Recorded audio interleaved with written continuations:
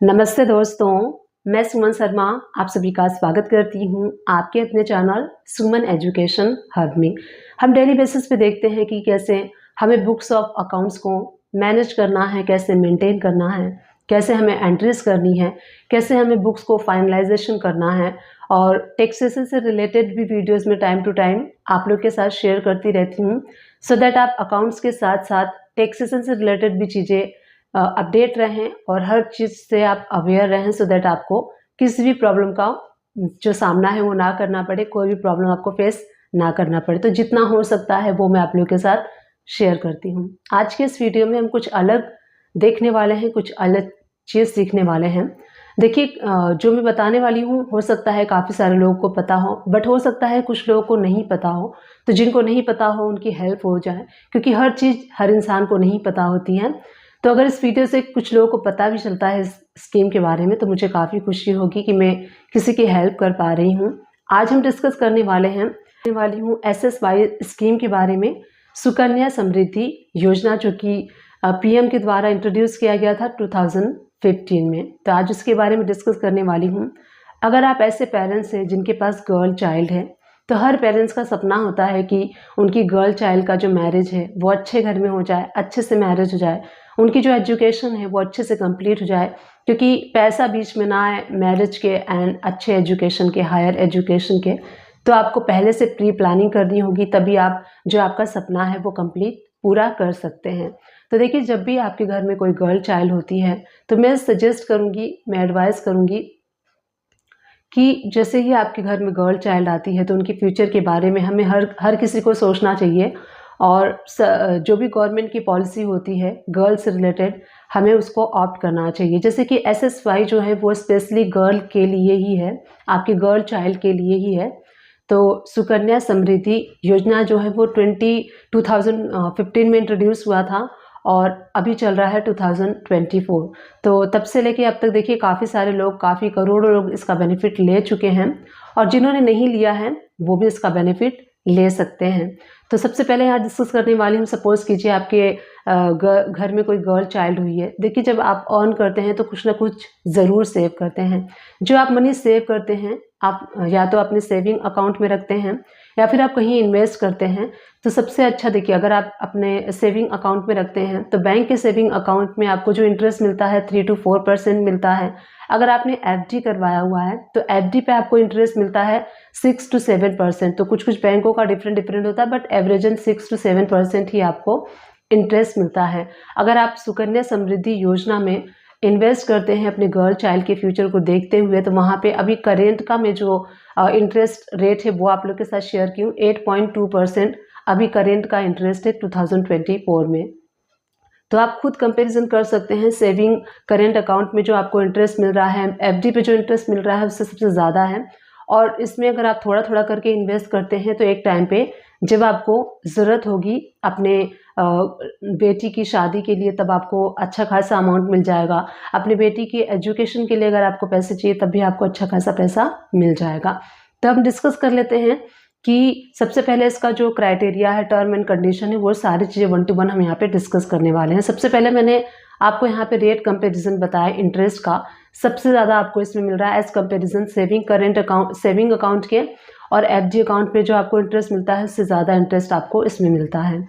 अब सबसे पहले हम डिस्कस कर लेते हैं कि क्या इसका क्राइटेरिया है, क्या एज लिमिट है, कितने चाइल्ड के लिए आपको ये एलिजिबल है। तो सबसे पहले गवर्नमेंट ने, अगर आपके 2 गर्ल चाइल्ड हैं उनके लिए ही एप्लीकेबल है। सपोज़ कीजिए आपके 3 बच्चे हैं जिसमें कि 2 गर्ल चाइल्ड है और 1 बॉय है, तो 2 जो गर्ल चाइल्ड है उनको ये स्कीम मिल सकता है। अगर 3 गर्ल चाइल्ड हैं तो सिर्फ 2 को ही मिलेगा, तो आप डिसाइड कर सकते हैं 2 का आप कर सकते हैं। तीसरे के लिए ये एप्लीकेबल नहीं है, एलिजिबल नहीं है। 3 के लिए, सिर्फ 2 के लिए ही एलिजिबल है।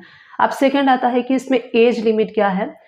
तो age limit up to 10 years, अगर आपकी जो गर्ल चाइल्ड है वो 10 साल तक है, 10 ईयर्स के अंदर अंदर आप कर सकते हैं, इसका बेनिफिट ले सकते हैं। सपोज कीजिए किसी रीज़न की वजह से आपको पता नहीं चला या फिर आपका फाइनेंशियली कुछ प्रॉब्लम चल रही है, तो उस वजह से अगर आप नहीं कर पाए तो आप 10 ईयर्स तक अकाउंट इसका ओपन कर सकते हैं अपनी बच्ची का।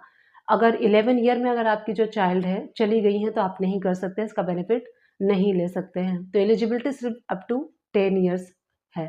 और इसका जो अमाउंट है मिनिमम टू मैक्सिमम क्या है, तो देखिए मिनिमम अमाउंट है 250 से लेके आप 1.5 लाख रुपीज़ तक का इन्वेस्टमेंट कर सकते हैं पूरे ईयर में। कम से कम आप 250 रुपये इन्वेस्ट कर सकते हैं और ज़्यादा से ज़्यादा 1.5 लाख रुपीज़ तक आप इन्वेस्टमेंट कर सकते हैं। कब तक इसका जो पीरियड है कब तक आपको करना है, तो आपको 15 साल तक इसमें इन्वेस्टमेंट करते रहना है। थोड़ा-थोड़ा अमाउंट करके आप डाल सकते हैं, इसमें कोई फिक्स्ड अमाउंट नहीं है कि आपको एवरी मंथ 2000 3000 करना है या फिर ऐसा कोई फिक्स्ड अमाउंट नहीं है। मिनिमम 250 रुपये मिनिमम है, 250 रुपये से ज़्यादा आप डाल सकते हैं और 250 रुपये से कम नहीं डाल सकते और 1.5 लाख रुपीज़ से ज़्यादा नहीं डाल सकते और 15 ईयर्स तक आपको कंटिन्यू इसको करते रहना है, थोड़ा-थोड़ा करके आप इसमें पैसे डाल सकते हैं। कब आप इसको विथड्रॉ कर सकते हैं, तो विथड्रॉ आप कर सकते हैं आफ्टर 21 ईयर्स। जब आपकी बेटी 21 ईयर्स की हो जाएगी उसके बाद आप इसको विथड्रॉ कर सकते हैं और उन पैसों का आप यूज़ कर सकते हैं अपनी बेटी की मैरिज के लिए, अपनी बेटी के हायर एजुकेशन के लिए। जब आपको पैसे चाहिए होंगे तो ये पैसे आप उसमें यूज़ कर सकते हैं। थोड़ा इसमें अगर आप कम इन्वेस्टमेंट करते हैं तो आपको ज़्यादा रिटर्न मिलेगा। क्यों रिटर्न ज़्यादा मिलेगा? क्योंकि इसमें कंपाउंडिंग इंटरेस्ट जो है वो फॉर्मूला यूज़ होता है। सपोज़ कीजिए आपने 250 रुपीज़ अभी डाला है तो उसके ऊपर आपको 8.2% आज के अकॉर्डिंग इंटरेस्ट मिलेगा और जो इंटरेस्ट का अमाउंट है वो प्रिंसिपल यानी कि 250 प्लस जो 8.2% है वो ऐड हो जाएगा और उसके नेक्स्ट जो भी आप पे करेंगे, जो भी आप जमा करेंगे उनके अकाउंट में, तो वो ऐड होके उसके ऊपर कंपाउंडिंग इंटरेस्ट जो कंपाउंडिंग इंटरेस्ट होता है उसकी वजह से इंटरेस्ट का जो अमाउंट है काफ़ी ज़्यादा हो जाता है और आपको रिटर्न अच्छा खासा मिलता है। तो ये इसका बेनिफिट है। अब नेक्स्ट क्वेश्चन ये है कि अकाउंट जो है वो किसके नाम पे ओपन होगा, तो अकाउंट आपकी बेटी के नाम पे ओपन होगा और आपके बिहाफ पे होगा, जो पेरेंट्स होंगे उनके बिहाफ पे होगा। इसमें कुछ बेसिक डॉक्यूमेंट लगते हैं जैसे कि पैन, आधार कार्ड जो है वो लगेगा। तो जो पेरेंट्स की केवाईसी है वो होगी और उनके बेसिस पे उनके बच्चे का जो अकाउंट है वो ओपन हो जाएगा। तो सारी चीज़ें मैंने आपको इस वीडियो में बता दी हैं और सेकंड कंडीशन ये है कि ये 2 चाइल्ड के लिए ये सेकंड कंडीशन ये है कि सपोज़ कीजिए आपकी पहली बेटी हुई है और सेकंड टाइम आपको ट्विन्स बेबी गर्ल हुई हैं, तो वहाँ पे दोनों बेबी गर्ल के लिए ये होगा क्योंकि पहले आपकी बेबी गर्ल थी और सेकंड टाइम ट्विन्स गर्ल हुई है, तो वो तीनों के लिए ये बेनिफिट मिलेगा।